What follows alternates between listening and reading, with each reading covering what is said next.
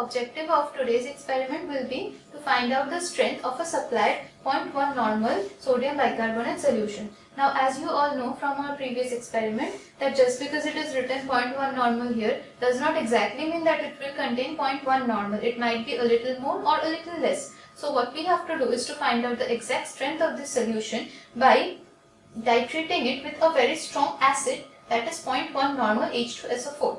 As you know that the sodium bicarbonate is a weak base, and so the titration I will perform hence will be the titration of a weak base with a strong acid of 0.1 normal H2SO4. Now, in order to perform the titration, what we have to know, this is my unknown solution, I will know a known volume of it, and this is a solution which I will put in the burette, so I need to know its exact strength. However, 0.1 normal H2SO4 will not exactly mean 0.1 normal H2SO4. So what we will do here, we have already seen how we calculated the strength of 0.1 normal H2SO4 in our previous experiment. So just to calculate the exact strength, which we are not repeating because that is already done, we will I will just once say that what is exactly we have done to find out this exact strength of this solution. What we have done is to prepare a primary standard solution of oxalic acid, which is 0.1 normal in strength, which we have titrated with sodium hydroxide, which is a base. This, as you all remember, in our first experiment was the titration of a strong base with a weak acid. From that titration, we found out the exact strength of the supplied NaOH solution, which was our standardized NaOH solution. Now, this standardized NaOH solution was used to calculate the strength of this 0.1 normal H2SO4 solution. And how was that? We took the NaOH in a burette and this in the conical flask. We performed the titration of a strong acid with a strong base using the phenolphthalein indicator, and from that we found out the strength of 0.1 normal H2SO4, and that exactly was our experiment 1. From that, this is a freshly prepared solution. And from that, and using the same procedure, we have also calculated the strength of this 0.1 normal H2SO4 solution, which has exactly come out to be 0.1094 normal. Okay, 0.1 normal is written here, but actually it is 0.1094 normal. When we will do the calculations, you can use that value to calculate the strength of this bicarbonate solution. So, I have already filled up the burette with this 0.1 normal H2SO4 solution. This last time we showed only one titration. This time, as we already have this strength and we have a lot of time to spare, we will perform the 3 consecutive titrations to get our concordant values. So, I have filled the burette up to the 0 mark, and we will perform the titration. After each titration, we will note the end reading of the burette, and we can successively continue from that point only. No need to fill up the burette to the exact 0 mark again and again. So, what the first step will be to transfer 0.1 normal of sodium bicarbonate 10 ml into this conical flask in which we will perform the titration. So, the process of transferring will be the same by using a pipette pump, just like we did last time.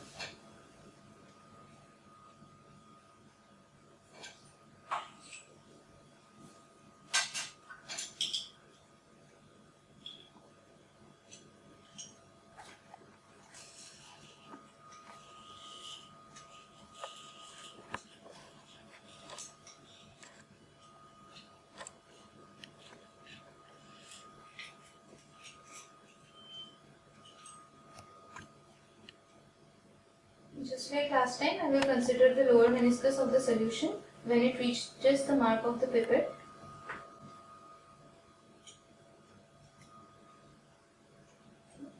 So I transfer this into the conical flask.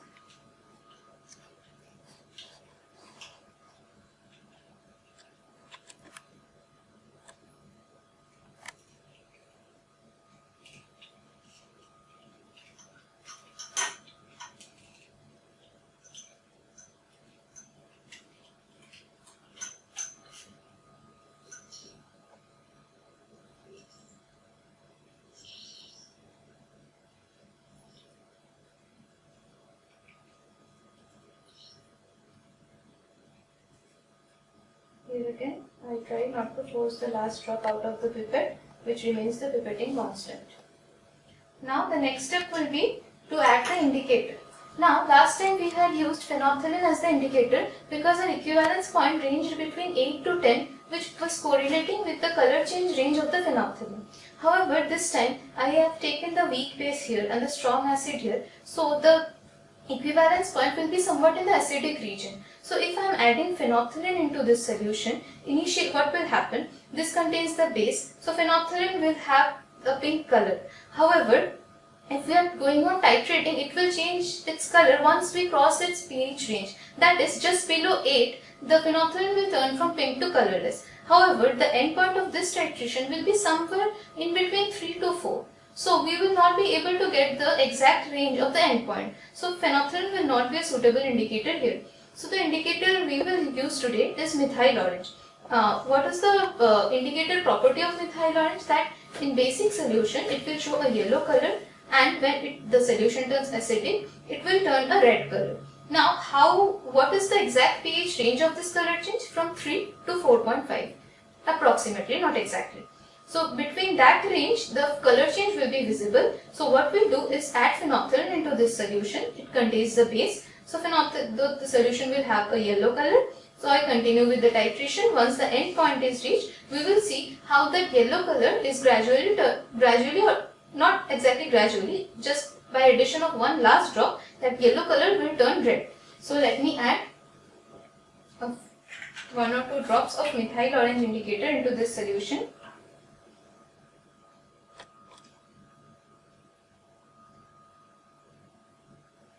Okay, so I will dissolve it well. You can see in the base it has turned a yellow color. Once I start with the titration and the end point is reached, this yellow color will turn into a red. However, the color change will be not as sharp and as distinct as we had seen in phenolphthalein. This is how, if you consider from the human vision, the color change from colorless to pink is more stark and more easily observable. However, we will try our best.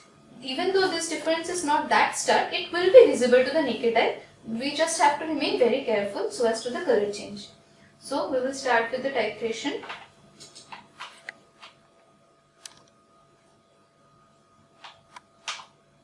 I have taken 10 ml of approximately 0.1 normal bicarbonate solution into the flask, and the known concentration of H2SO4 is in my burette.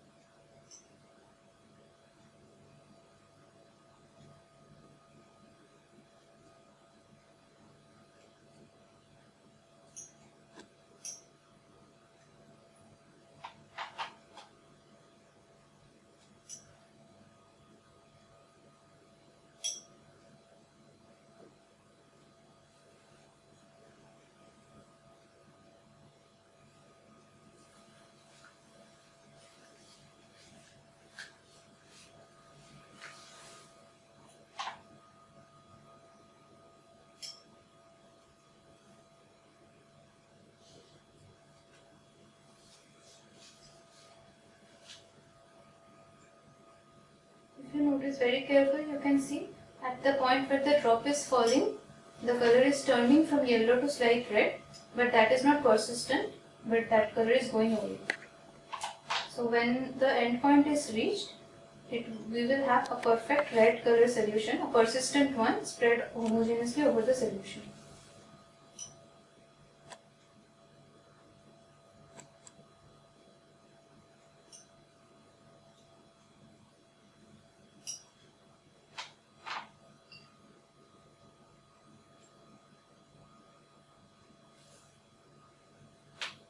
See, can you perceive the color change?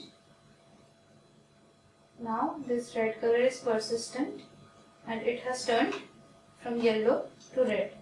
The color change is not as stark as the from colorless to pink, but more or less you can notice that the color has changed. I will note down the reading from the burette. I will have to look into it exact parallelly. It shows 10.2. So 10.2 ml of this H2SO4 has been used up for our first titration. When I am doing the second titration, I will take this 10.2 instead of 0 for the initial reading. So our first titration is over. We do the second one in a very similar manner. I transfer 10 ml of sodium bicarbonate into this flask.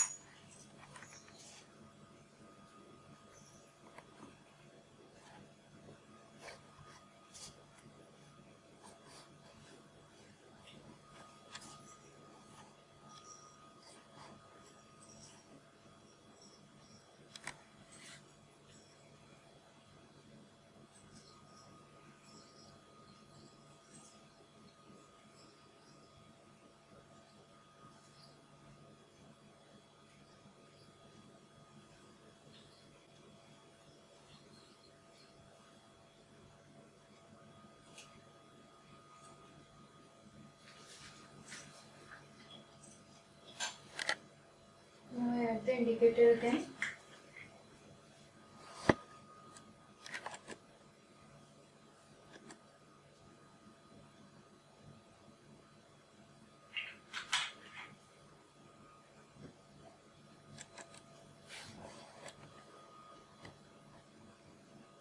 Here's the yellow color. Now considering 10.2 as my initial reading, I will start with the next titration.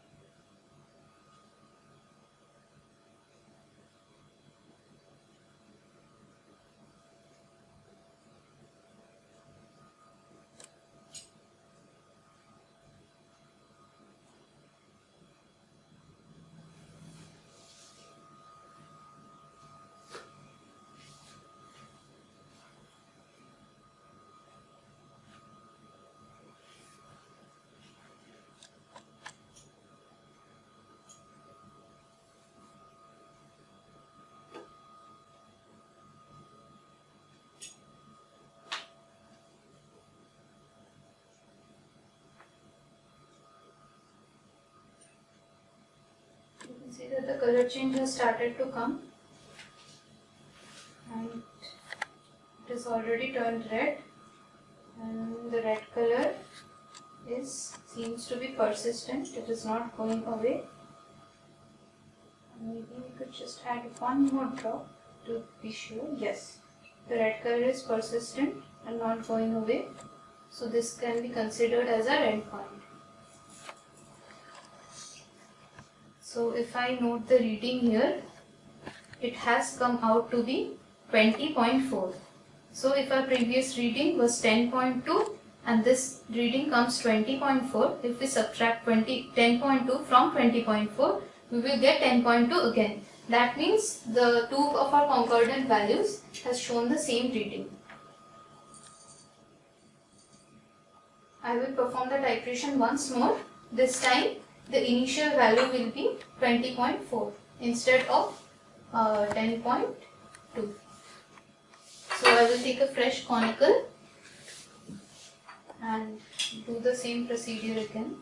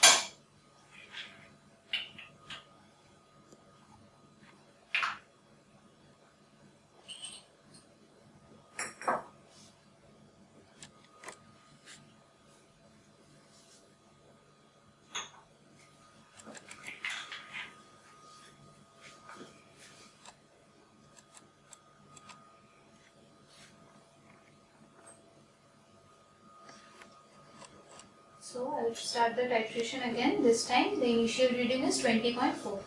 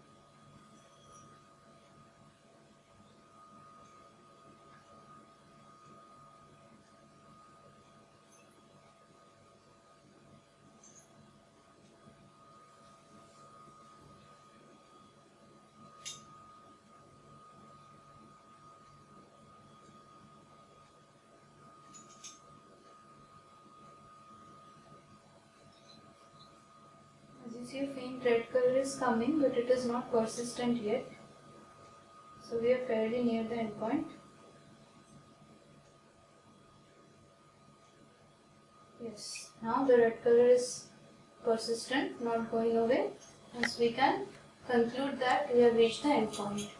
So I will note the reading again. This has come out to be exactly 30.6. 30.6. So again, if we are subtracting 20.4 from 30.6, we are getting 10.2. So we have been very lucky today that all of our three values has come out to be the same. That which shows nothing but the parameters have been very perfect. That is all that we can say. but you will not be so lucky every time so as to get the same value. Then what you have to do is to take the average of the three values you get, and then you do your further calculations with that. So now we know the volume used to neutralize 10 ml of the unknown solution of sodium bicarbonate. We know the strength of the 0.1 normal H2SO4. We can use that and the normality equation to calculate the strength of the supplied 0.1 normal NaHCO3 solution.